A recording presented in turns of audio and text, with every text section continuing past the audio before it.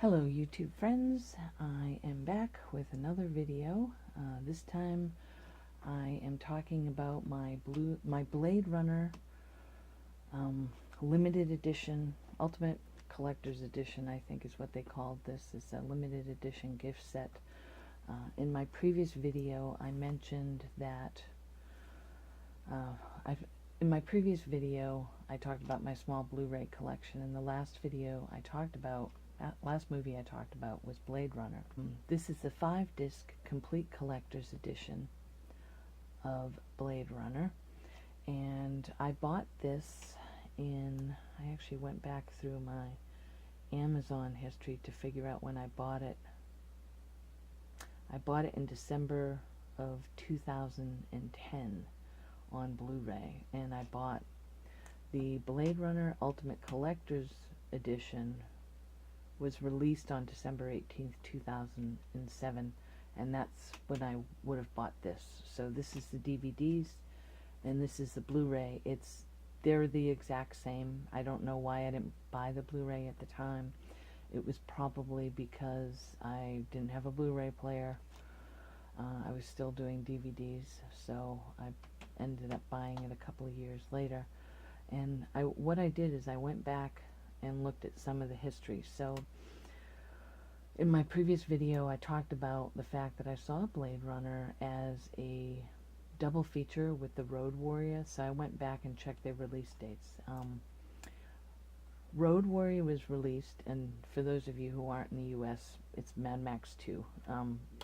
Road Warrior was released in 1982, May 21st, 1982. And then Blade Runner was released a month later on June 25th, 1982.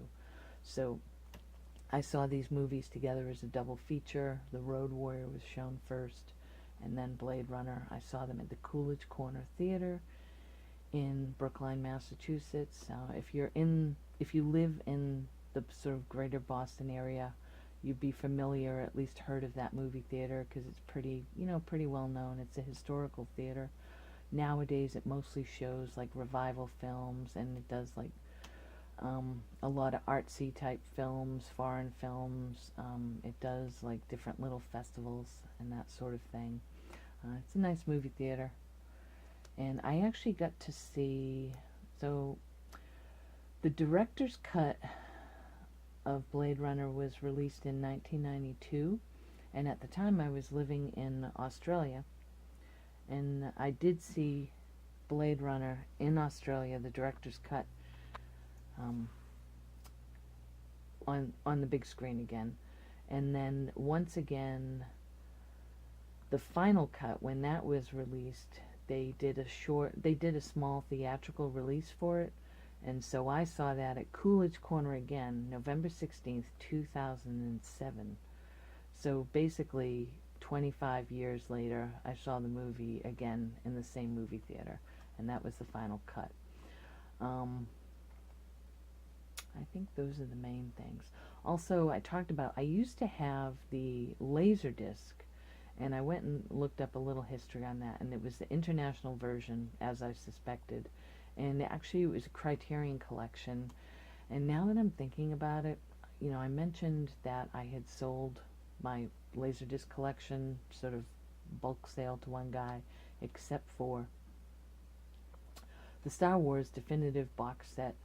And I'm pretty sure I had actually sold my Blade Runner Laserdisc as well separately, and I don't know what I got paid for that, but now I'm really regretting selling that, now that I think about it. And it was a Criterion collection. I should have just saved it. I could have saved it for the artwork alone and just put it on my wall. But at any rate, let's get into this little beauty. This is the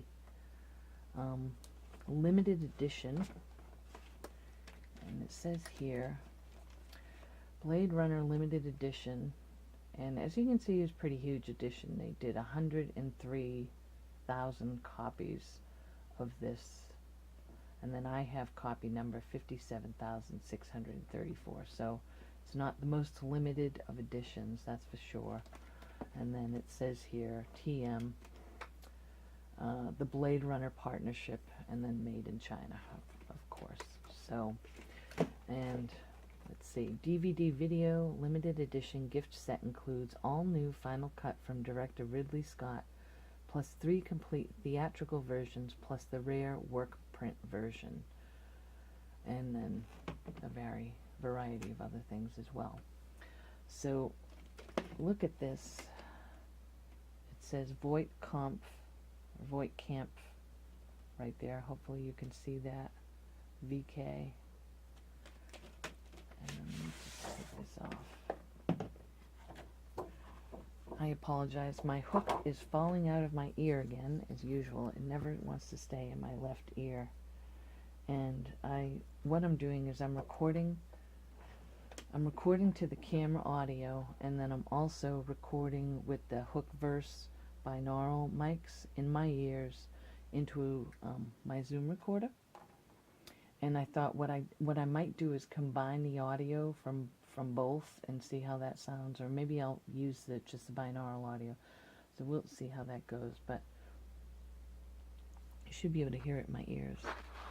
And I'm just touching it lightly on my left ear, and then very lightly on my right ear.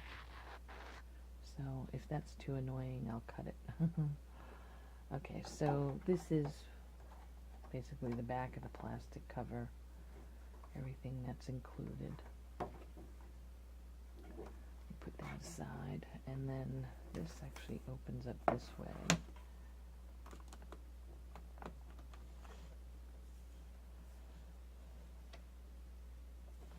So there's that.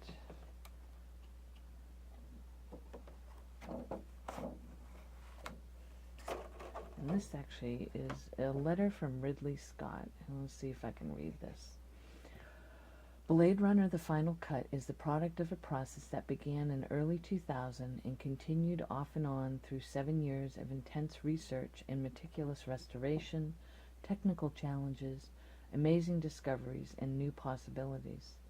The film's 35mm footage was scanned at 4K resolution off the original negative, while its groundbreaking visual effects were scanned at 8K resolution off pristine 65mm elements, all resulting in a stunning visual experience, the likes of which have not been seen since the film's 1982 release, and perhaps not even then. Likewise, we used existing 6-track masters to remix the film's immersive soundtrack with today's state-of-the-art technology. I have included the 4 previously seen versions of the film in newly transferred anamorphic widescreen with original unaltered 5.1 sound taken from archival 6-tracks. My goal was to give you the film in whatever form you prefer, with the best picture and sound quality possible. And finally, I've assembled a collection of in-depth documentaries, multifaceted commentaries, never-before-seen footage, and rare artwork to give you a deeper appreciation of all the work that went into the making of this film. I can now wholeheartedly say that Blade Runner: The Final Cut is my definitive director's cut of the film. Ridley Scott. So if you know anything about the history of the film at all, the director's cut that was released in 1992, Ridley wasn't really directly involved with that at all, due to prior commitments, I think, just like working on other movies. I don't know how well you can see this. Maybe you can see it better like that. So I guess that's supposed to be Deckard in his apartment. I don't know, that doesn't look like him. And it doesn't even look like his apartment, I don't think so, but there's that. So okay, and then 5-disc Ultimate Collector's Edition, 5-disc Complete Collector's Edition. So open this up. There's the back of it, with him in his coat, his trench coat.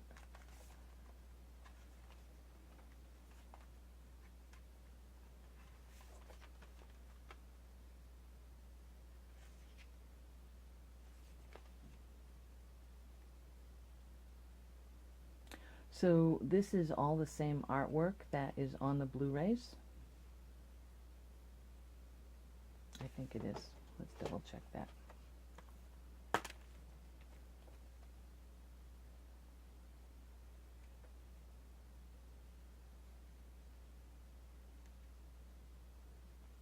Yep, it's all the same. And then the book. The book is the same as well. I'm pretty sure these were actually released at the same time. And I just bought this a couple of years later. I mean, I'm sorry, I bought the Blu-ray a couple of years later. So there's that.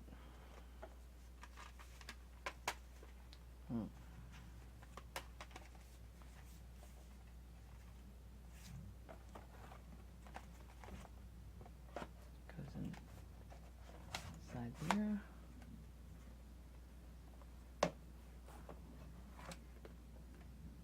I'm going to put that aside for now. And that. Move this over so you can see some of this other stuff. So, get the unicorn.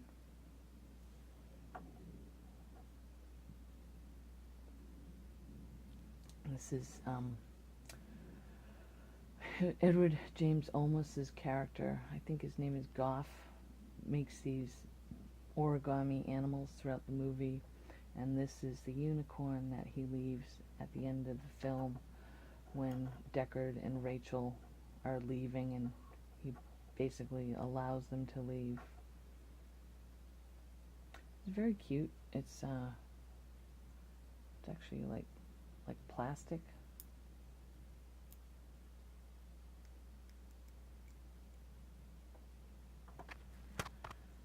Sorry, I just touched my ear again.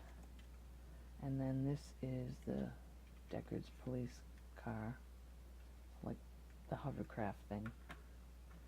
But I don't know, it's kind of lame because it doesn't really roll.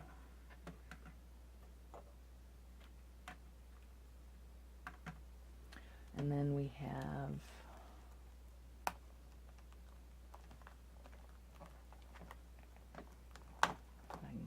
out of here.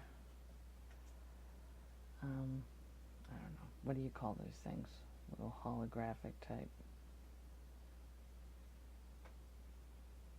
thing. And then it's actually just like two, like you can actually just pull it apart.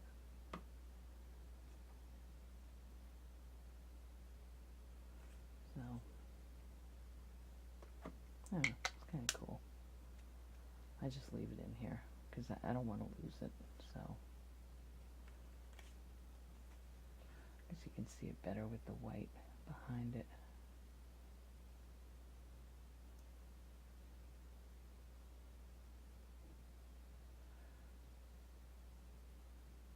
I think this is when he's coming back to his apartment, isn't it? Sorry, I just had to reset the hook in my left ear again.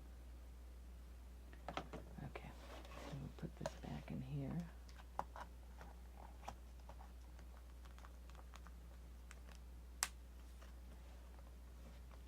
And then it's like a little file folder. And this is different conceptual artwork. I'll show you this first.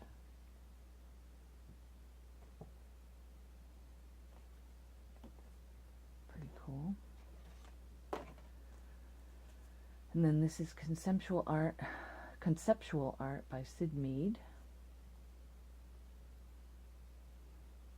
I'll just show you each one and then I'll go back through and show you what they are.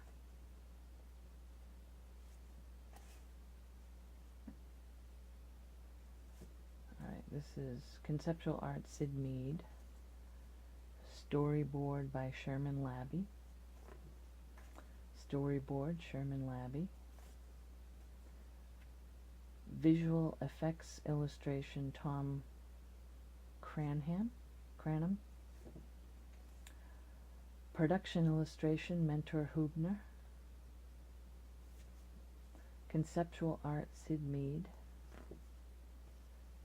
Conceptual art, Sid Mead. That's Deckard's bathroom. Conceptual art, Sid Mead. So this is where I started. So, let's see. Although originally hired to design vehicles and props for Blade Runner, visual futurist Sid Mead often included immersive backgrounds into his artwork for context. His work so impressed director Ridley Scott that Mead soon found himself also designing detailed environments for the film and even a few matte paintings.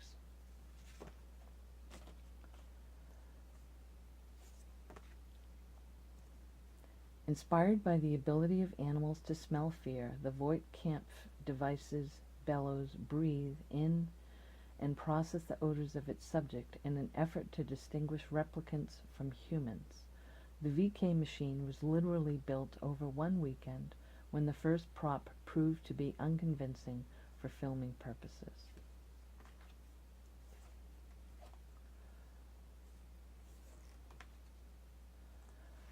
Leon's blaster was originally intended to discharge a beam of antimatter that would have completely disintegrated Holden, but special effects tests did not turn out as planned, and the concept was changed. However, careful observers will notice that the black beam effect does briefly appear as Leon first fires in all versions of the film.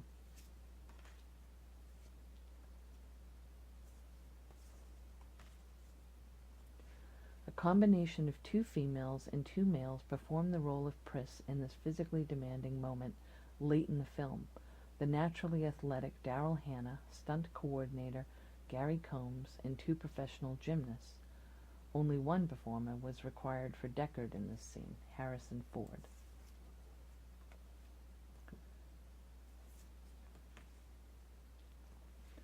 Perhaps Blade Runner's most iconic visual effects moment, the spinners landing at the 8th Precinct Police headquarters, was later realized in large format 65mm by Douglas Trumbull's visual effects company, EEG.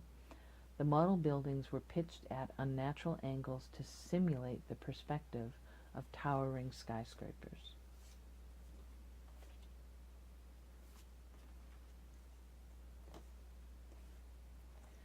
In this deleted scene, Deckard visits fellow Blade Runner Holden, who remains on life support following his near-deadly encounter with Leon.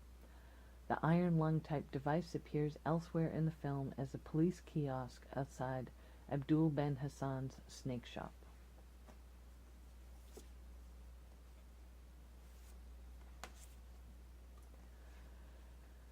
Sid Mead drew upon real-world inspiration for his futuristic taxi design, the Metrocab. In an effort to minimize costs, vehicle fabricator Gene Winfield hired a local cabinet maker to construct the Metrocab out of a decidedly low-tech substance, wood.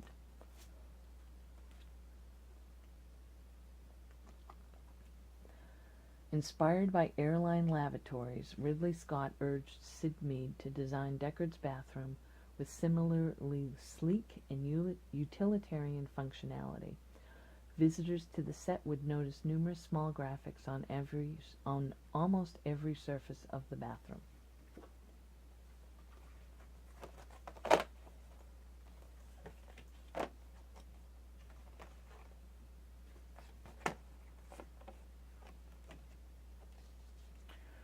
Okay, so we'll put these away.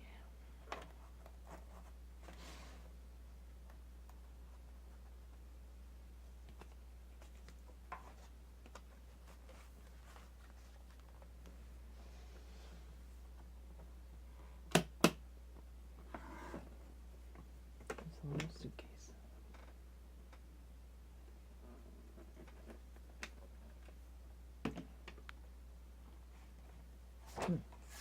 Forgot to put this back in.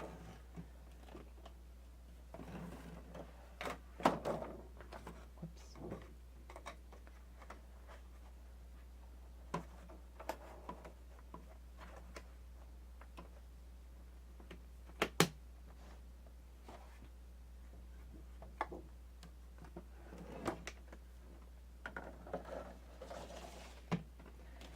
There we go.